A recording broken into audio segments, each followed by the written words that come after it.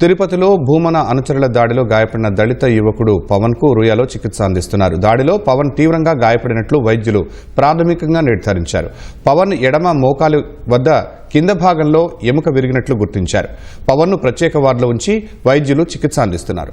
తనను కొట్టింది తన సోదరుడే అంటూ బెదిరించి పవన్తో చెప్పించారని తల్లిదండ్రులు తెలిపారు. వైసీపీ నేత మాజీ ఎమ్మెల్యే భూమన కరుణాకర్ రెడ్డి అనుచరుల దాడిలో గాయపడిన దళిత యువకుడు పవన్ ఆచూకీ లభ్యమైంది.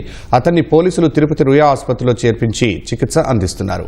భూమన అనుచరుల దాడిలో పవన్ కు తీవ్ర గాయాలైనట్లు వైద్యులు నిర్ధారించారు. ఎడమ మోకాలి కింద భాగంలో ఎముక విరిగినట్లు గుర్తించిన వైద్యులు ప్రత్యేక వార్డులో ఉంచి చికిత్స అందిస్తున్నారు.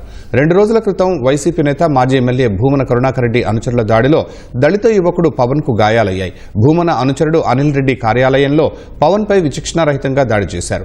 ఈ ఘటనలో భూమన అనుచరులు అనిల్ రెడ్డి, జగదీష్ రెడ్డిని పోలీసులు అరెస్ట్ చేసి రిమాండ్కు తరలించారు. దాడి ఘటన వీడియోలు వెలుగులోకి వచ్చాక బాధితుడి యువకుడి ఆచూకీ లభ్యం కాలేదు. పవన్ ఎక్కడున్నా ఇంటికి రావాలంటూ అతని తల్లిదండ్రులు వీడియోలు విడుదల చేశారు. ఈ క్రమంలో పవన్ ఆచూకీ లభ్యం కాగా అతన్ని పోలీసులు అదుపులోకి తీసుకుని తిరుపతి రుయా ఆసుపత్రికి తరలించి చికిత్స అందిస్తున్నారు.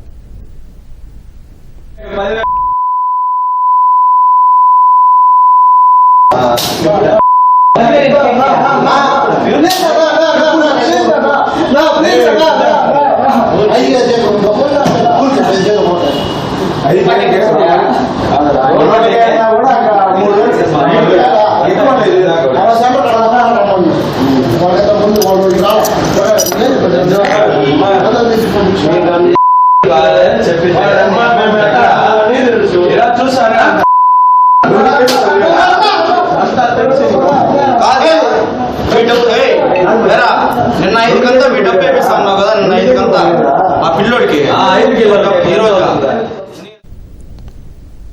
పవన్ ఆసుపత్రిలో ఉన్న విషయం తెలుసుకున్న తల్లిదండ్రులు, బంధువులు ఆసుపత్రి వద్దకు చేరుకున్నారు. ప్రస్తుతం పవన్ కు చికిత్స జరుగుతోందని, అతని శరీరం మొత్తంపైన గాయాలు ఉన్నాయని తల్లి సునీత వాపోయారు.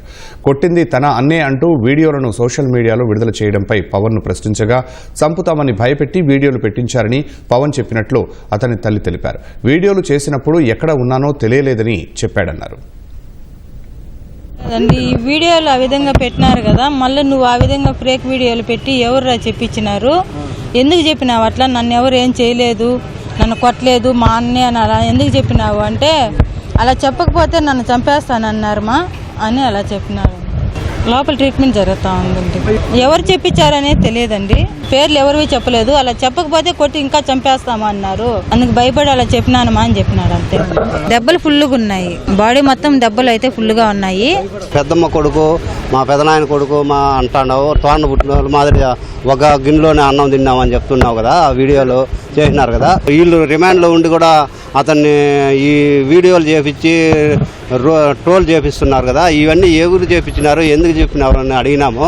నన్ను వెనకుండి చెప్పించినారు, లేదంటే నిన్ను చంపేస్తామని బెదిరించినారు అని చెప్పినాడు. పేర్లు అయితే మాకు చెప్పలేదు, ఎక్కడున్నాను కూడా తెలియదు నాకు. ఆ వీడియో చేసినప్పుడు కూడా మళ్ళీ ఈ వీడియో పెట్టడం అట్లా జరిగింది అని చెప్పడం మాకు. నిన్న ఒంటిపైన దెబ్బలు, ఫుల్ దెబ్బలు. ఈ పక్క ఈ సైడ్ అంతా బాగా చెయ్యి పైన అంతా, మళ్ళీ కాళ్ళు, ఈ చేతులు కూడా బాగా, ఈ చేతుల పైన కూడా బాగా కొట్టినారు.